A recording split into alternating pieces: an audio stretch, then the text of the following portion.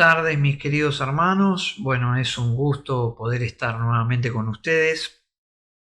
Y en este momento me gustaría hablar un poquito de un tema que tiene que ver con nuestro testimonio, que tiene que ver con la vida que llevamos, tanto en lo público como en lo social. Nosotros sabemos como creyentes que ser creyente es un privilegio, porque tiene muchas bendiciones.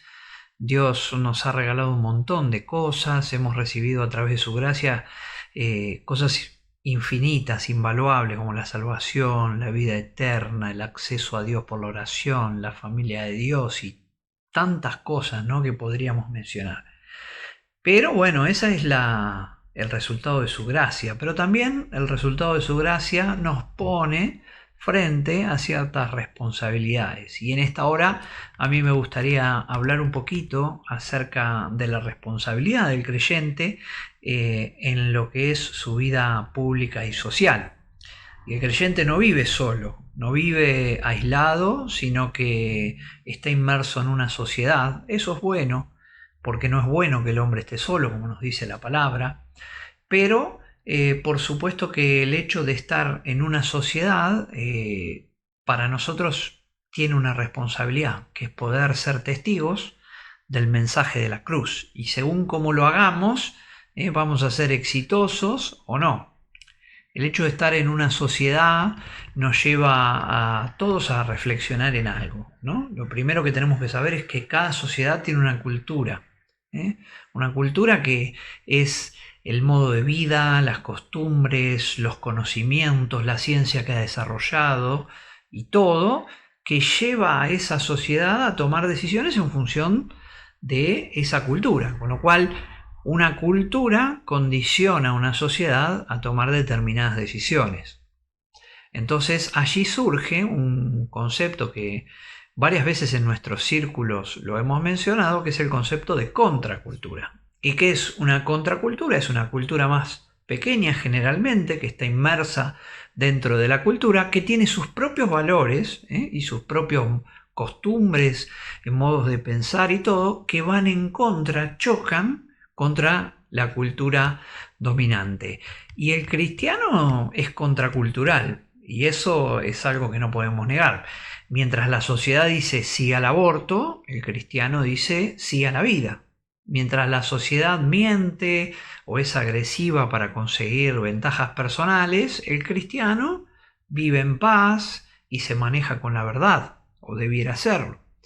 Mientras la sociedad no respeta autoridades, ni tiene respeto por nada, el creyente está llamado a sujetarse.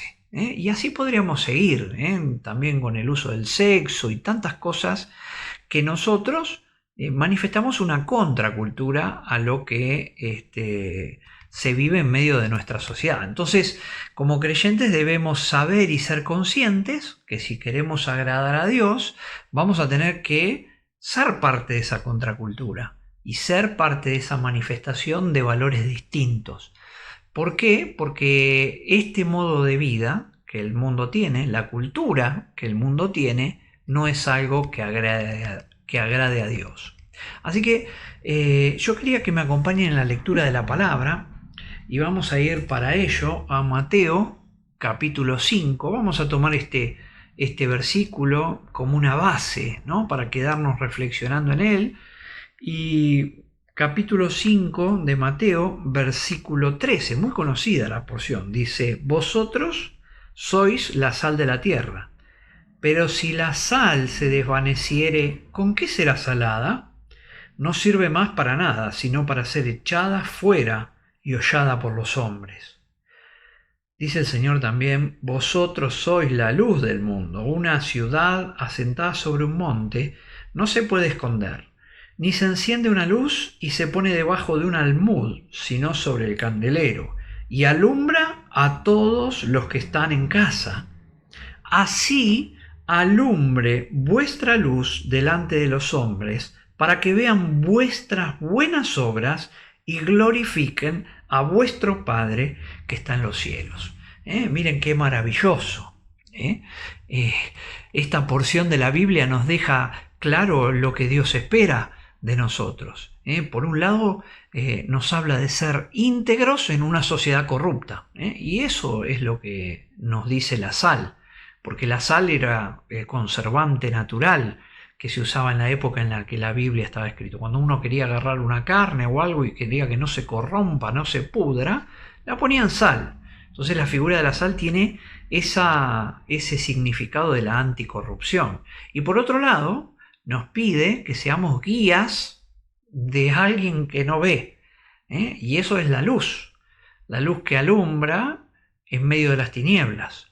Entonces, este mundo, como creyentes, nosotros tenemos esta doble misión de ser sal, anticorrupción, podríamos decirlo, y de ser luz, o sea, guía en medio de la oscuridad. Y si nosotros tenemos que pensar tanto en lo espiritual como en lo público, que es lo que vivimos frente a esta sociedad, lo público y social, tenemos que decir que siempre lo espiritual debe ir por sobre lo público y social.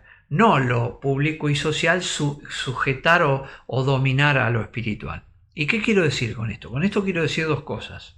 En primer lugar, lo que quiero decir es que no podemos separar nuestra vida íntima y privada de nuestra vida pública y social. El creyente debe ser íntegro. Lo mismo en lo privado, en la cámara secreta, como afuera en la vida pública y social. Y por otro lado, lo que quiero decir es que a veces tanto lo social va a estar en competencia con lo espiritual. Entonces, siempre que haya una competencia, debe primar lo espiritual. El creyente debe someter lo social a lo espiritual.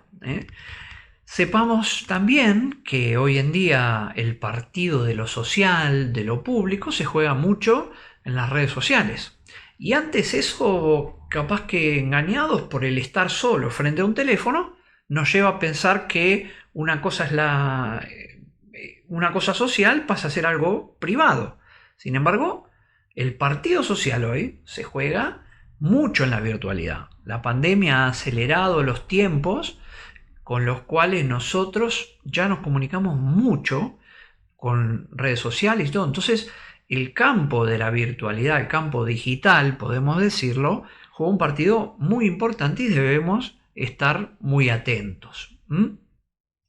Y cuando hablamos del desarrollo testimonial del creyente en la sociedad, sea en la calle o sea en lo virtual, podríamos abordar un montón de temáticas y podríamos estar mucho tiempo hablando de esto, porque de hecho todos hemos estado en muchas conferencias y en muchas reuniones de enseñanza donde se nos ha hablado del tema, pero por limitaciones del tiempo yo quisiera en esta hora poder reflexionar con ustedes en 5 aspectos, 5 características que el creyente debe tener hacia esa sociedad en la cual vive.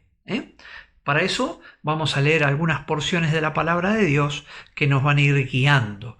Y la primera de ellas está en Romanos capítulo 12, versículos 14 en adelante vamos a leer. Vamos a leer Romanos capítulo 12, no los primeros versículos que siempre los leemos, capítulo 12, versículos 1 y 2 que los leemos a menudo, sino que vamos a leer a partir del 14. Y dice así: bendecid a los que os persiguen, bendecid y no maldigáis. Gozaos con los que se gozan, llorad con los que lloran, unánimes entre vosotros, no altivos, sino asociándolos con los humildes. No seáis sabios en vuestra propia opinión. No paguéis a nadie mal por mal. Procurad lo bueno delante de todos los hombres. Esto no es exclusivo para el manejo entre los hermanos, sino que debemos procurar lo bueno delante de todos los hombres. Si es posible, en cuanto dependa de vosotros, estad en paz con todos los hombres. No os venguéis vosotros mismos, amados míos, sino dejad lugar a la ira de Dios, porque escrito está: mía es la venganza, yo pagaré, dice el Señor. Versículo 20, así que si tu enemigo tuviere hambre, dale de comer, si tuviere sed, dale de beber, pues haciendo esto, ascuas de fuego amontonará sobre su cabeza. No seas vencido de lo malo, sino vence con el bien el mal. Y el creyente en este mundo está llamado verdaderamente a soportar tribulación. No estamos acá para hacer justicia por mano propia, aunque muchas veces nuestra carne nos invite a hacerlo, porque hay una lucha interna que cuando nos sentimos agredidos, invadidos, que nos hacen mal, queremos reaccionar, pero no estamos llamados a eso, ni a ejercer ningún tipo de venganza, sino a estar en paz para con todos los hombres. Entonces, la primer característica que quisiera resaltar, que tiene que ver con la responsabilidad del creyente en lo público, es ser un pacificador. No ser alguien contencioso, alguien pendenciero, alguien peleador, que busca pleitos, sino llamados a hacer paz. Y esto tiene que ver un poco con la enseñanza de Zarzal, porque vivimos en un mundo donde uno paga mal con mal al otro, porque es un mundo corrupto, pero el creyente no debe ser así. Mira, querido, ¿te pasan un billete falso? No lo pases. No participes de pagar el mal con mal. Te maltratan, te gritan, ora a Dios, pedile que te dé paz, pedile que te ayude a soportar esa tribulación. Pensá que Cristo soportó la gran contradicción de pecadores, y Él encomendó la causa al que juzgaba justamente. El creyente, por supuesto, entonces, está llamado a ser pacificador, un testimonio que irradia paz en medio de los hombres. Solo la paz que Dios puede dar, porque si fuese por nosotros, por nuestra naturaleza carnal, sin dudas que reaccionaríamos como reaccionan todos. ¿Por qué? Porque no somos mejor que otros, sino que Cristo nos ha limpiado nuestros pecados. Entonces tenemos esa ventaja, tenemos el poder del Espíritu para vencer el poder de la carne. Entonces, de esa manera debemos comportarnos de manera pacífica. Hay que dejar un poquito el ego de lado, el sentirse agredido. Pablo decía, ya no vivo yo, más vive Cristo en mí. Eso es dejar el ego a un costado y decir, ahora vivo como Cristo quiere que vivamos. Entonces, el primer punto trata de ser pacificadores en medio de esta sociedad. El segundo punto lo vamos a encontrar en Colosenses, capítulo 4, versículos 5 y 6, y tiene que ver con la sabiduría. Ahora vamos a ver un poquito qué es eso. Dice, andad sabiamente para con los de afuera. Yo tengo anotado los versículos aquí, así que bueno, espero que ustedes me puedan seguir con la Biblia. Por una cuestión de practicidad yo me los anoté, ¿no? Pero dice, andad sabiamente para con los de afuera, redimiendo el tiempo. Sea vuestra palabra siempre con gracia, sazonada con sal, para que sepáis cómo debéis responder a cada uno. Y en el contexto Pablo le está pidiendo a los colosenses, y uno mira los versículos anteriores, que oren por él para que él cobre fuerza y sepa qué decir y sepa cómo testificar y se le abran las puertas al Evangelio. Así que nos podemos dar la licencia de pensar de que el andar sabiamente tiene que ver con esto, tiene que ver con el poder utilizar nuestra vida de manera de ser testimonio hablado para otros, de poder comentarle en las oportunidades que tengamos a otros acerca de la cruz de Cristo. Por eso habla de redimir el tiempo. Pablo sabía muy bien por la experiencia personal que el tiempo era corto. Él le quedaba poco tiempo, estaba preso, él necesitaba predicar porque sabía que un día llegaría su muerte. Y nos dice a nosotros, rediman el tiempo. Y tengamos cuidado, porque debemos estar en medio de esta sociedad. Pero esta sociedad ama el ocio. Debemos estar muy atentos. Ustedes saben que hay una industria del ocio.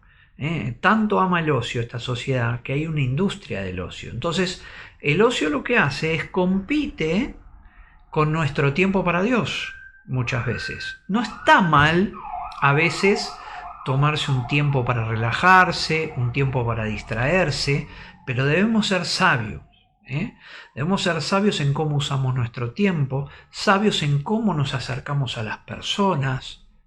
Por eso Pablo decía, que Dios me ayude, oren por mí para que Dios me ayude a saber qué debo decir. Y esta debe ser nuestra oración, pedirle a Dios que nos ayude a ser sabios. Miren, la sabiduría y el conocimiento a veces están medio cerca, pero no son lo mismo. Porque uno puede tener mucho conocimiento, pero si no tiene la sabiduría para aplicarlo e incluso para comentarlo y contárselo a otros, puede caer en graves errores. Por eso habla Pablo ahí de la palabra con gracia, sazonada con sal.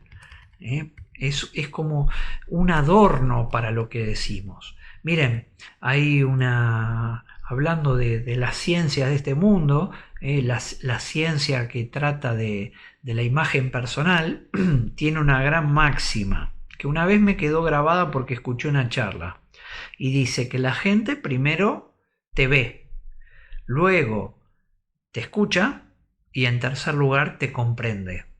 ¿Qué quiere decir esto? Que vos para llegar a una persona lo primero que tenés que pasar es la barrera visual. No te podés acercar a una persona con una mala barrera visual. Esto como creyentes es importante. Cómo nos vestimos, qué es lo que transmite nuestra imagen. Estamos totalmente desalineados. Cuando dábamos un folleto en la calle, ahora no lo podemos hacer, pero pensemos en nuestros perfiles de redes sociales. ¿Qué perfil tengo yo? ¿Qué foto tengo? Voy a hablar del Señor. Bueno, lo que tengo en la foto refleja algo que tiene que ver con eso. Pero en segundo lugar, habla esta máxima que les digo, dice que primero te ven, luego te escuchan y luego recién te comprenden. ¿Qué quiere decir? Que si tu discurso es un discurso que llega al otro, recién luego van a poder comprenderte. Así funciona el cerebro. Si no te rechaza visualmente, pasa al lado auditivo. Y si auditivamente no te rechaza, pasa al plano cognitivo, que te van a entender. Entonces, hablar suave, hablar con buenas palabras, invitando al diálogo, no queriendo avasallar a la otra persona, es moverse sabiamente.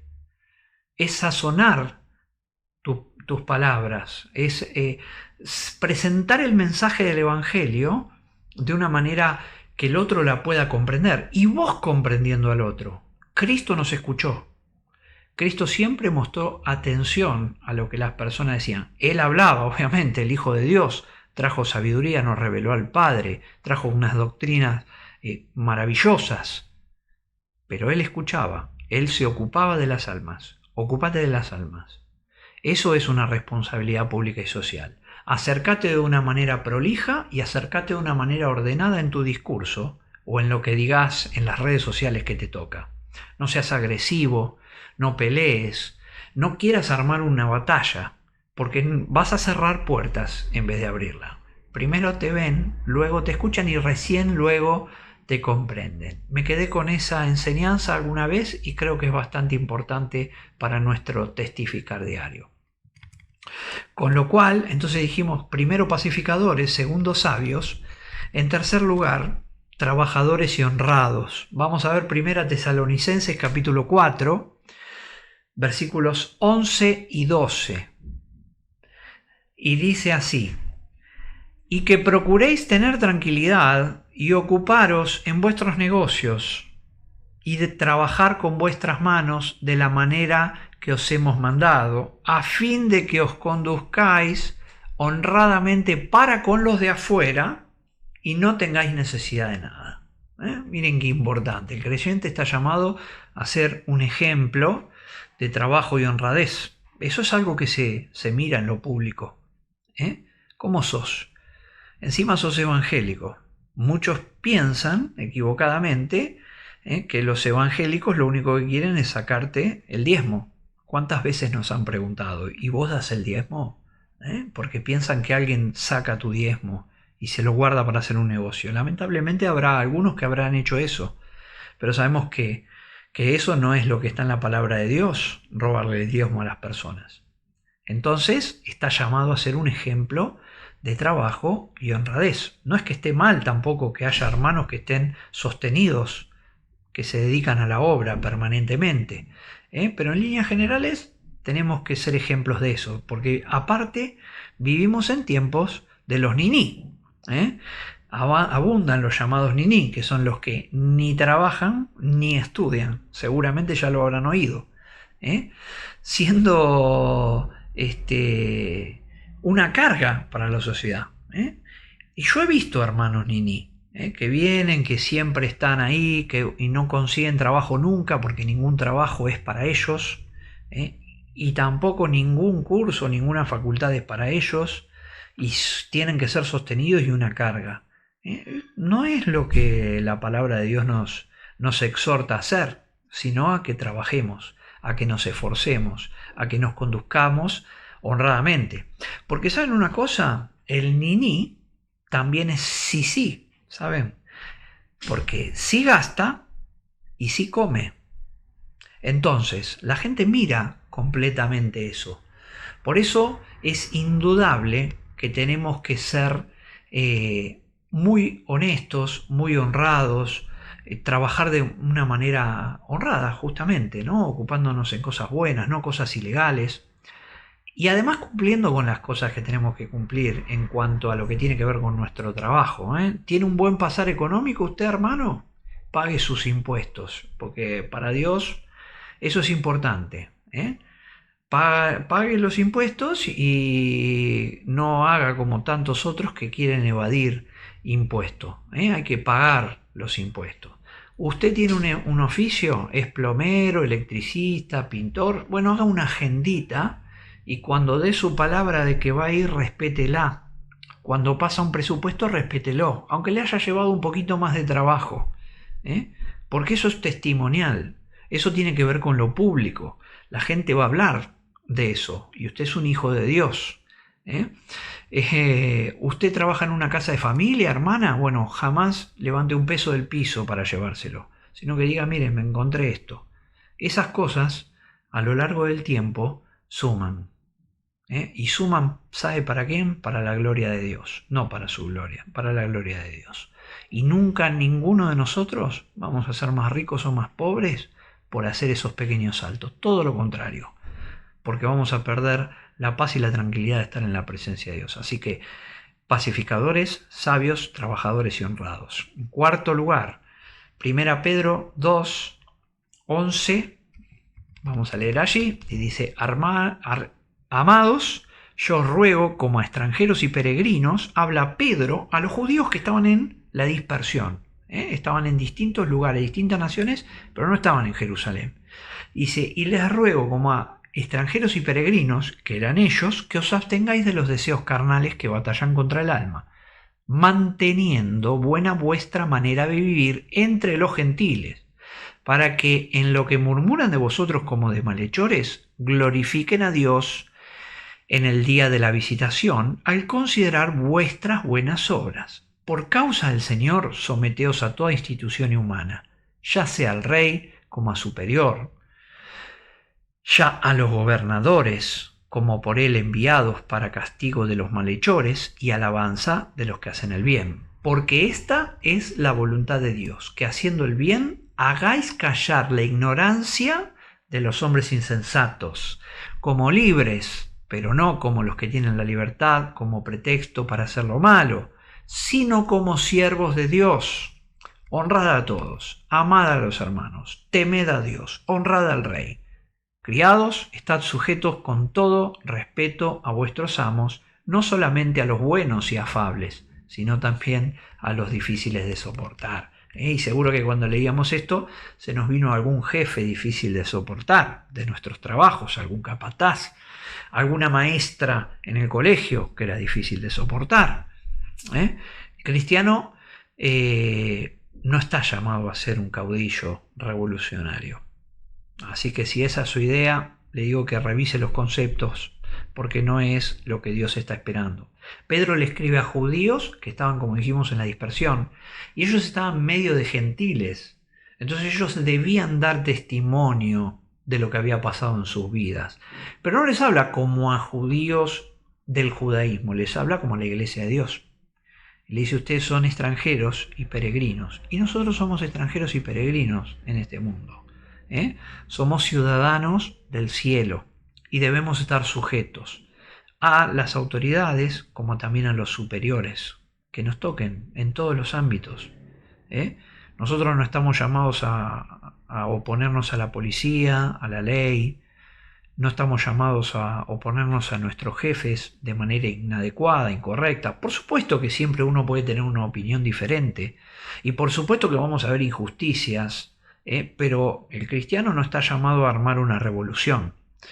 Si usted está en su trabajo y su jefe es dudoso en cuanto a su moral, o lo trata de manera que no es muy afable, como decía la palabra, usted tiene que soportar. Y en todo caso, si procure conseguir otro trabajo, pero no tiene que hacer una revolución ahí. Porque usted es un cristiano que está llamado a someterse a las autoridades y a los gobernantes y a los superiores. A veces vivimos en un mundo que se legislan leyes que son muy injustas, muchas muy difíciles de tolerar. Hace poquito se aprobó el aborto en la Argentina. Yo creo que la Iglesia hizo un excelente papel ahí, porque se manifestó de manera pacífica, de manera tranquila. Pero no faltaron los hermanos que quizás en las redes sociales, con argumentos a veces un poco débiles y de manera no muy correcta, se han vuelto agresivos para con los que pensaban distinto. Claro que no nos cae bien que se apruebe el aborto, pero debemos manifestarlo de la manera correcta y debemos manifestarlo con la palabra de Dios y debemos dar nuestro parecer. Este mundo es injusto y se aprobó y se van a seguir aprobando cosas que no nos gusten, pero será un día Dios el que ponga el freno y el que haga la justicia. Nosotros no tenemos la venganza en nuestras manos, la tiene Dios. Nosotros tenemos el testimonio en nuestras manos. Y la espada que llevamos en la armadura del creyente no es una espada de ataque, sino que es una espada de defensa. Es una espada que apaga los ataques del enemigo, pero no es una espada para herir al otro. Es la espada de la verdad, la espada del testimonio, pero no es la espada de la agresión. Así que creo que nosotros tenemos que hacer todo lo que está a nuestro alcance de manera pacífica. Hasta me parece bien en algún caso que por cuestiones de conciencia podamos anteponer algún recurso de amparo, como estuvimos escuchando que ha sucedido en los últimos días, pero de ninguna manera tomar las calles con violencia. Seguramente que los pro abortos, si en algún momento ellos hubieran perdido, lo hubieran hecho, pero no nos toca a nosotros. Nosotros tenemos un testimonio. Y por último, queridos hermanos, sujetos, dijimos pacificadores, dijimos sabios, dijimos trabajadores y honrados, dijimos sujetos. Y el quinto aspecto, y ya voy finalizando por una cuestión de tiempo, tiene que ver con ser rectos y ser irreprensibles. Y 1 Timoteo 3:7 habla de los ancianos y dice así: también es necesario que tenga buen testimonio. A ver, un segundito, que lo voy a leer de la Biblia.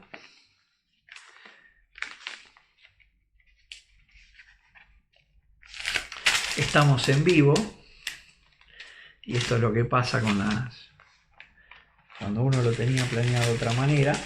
No lo llegué a copiar, así que vamos a ir aquí. 1 Timoteo 3:7 y dice: también es necesario que tenga buen testimonio de los de afuera, para que no caiga en descrédito y lazo del diablo. Y ustedes me dirán, pero ese es un requisito de los ancianos. Y a mí una vez, un hermano que me llevó a la fe, me hizo comprender algo. Que muchas cosas que están escritas para los ancianos y muchas cosas que están escritas en la palabra son estereotipos. Estereotipos de lo que conviene delante de Dios. ¿Qué quiero decir con esto? Si para ser anciano es necesario tener buen testimonio de los de afuera, es porque tener buen testimonio de los de afuera es algo agradable para Dios. Y todos deberíamos tener buen testimonio de los de afuera, no los ancianos. No solo los ancianos deberían ser irreprensibles, todos tenemos que ser irreprensibles. Por eso, mis queridos hermanos, dar un buen testimonio de los de afuera, ser creíbles, para no caer en descrédito. Eso implica hablar la verdad y jugársela por la verdad. Eso implica cumplir cada vez que nosotros damos nuestra palabra. Eso implica que nos conozcan por personas honestas, que seguro vamos a tener defectos, seguro que vamos a tener nuestras cositas, pero que sepan que delante suyo hay una persona íntegra. Así que cada vez que pones algo en las redes, cada vez que comentas algo en el trabajo, en la escuela, fíjate qué es lo que estás poniendo. Porque lo que vos pongas o digas va a ser de eso tu credibilidad en el futuro. Queridos hermanos, bueno, ha sido un gusto compartir este tiempo. Espero que esta reflexión nos sirva a todos y roguemos que el Señor un día cuando venga con su galardón, porque dice la palabra que viene pronto y que viene con su galardón, pueda decirnos: bien, buen siervo y fiel, sobre poco has sido fiel, sobre mucho te pondré. Entra en el gozo de tu Señor. Así que podamos tener delante de Dios una conciencia limpia y delante de los hombres un testimonio claro de que somos hijos de Dios y que la puerta de la salvación aún está abierta. Que el Señor les bendiga ricamente. Amén.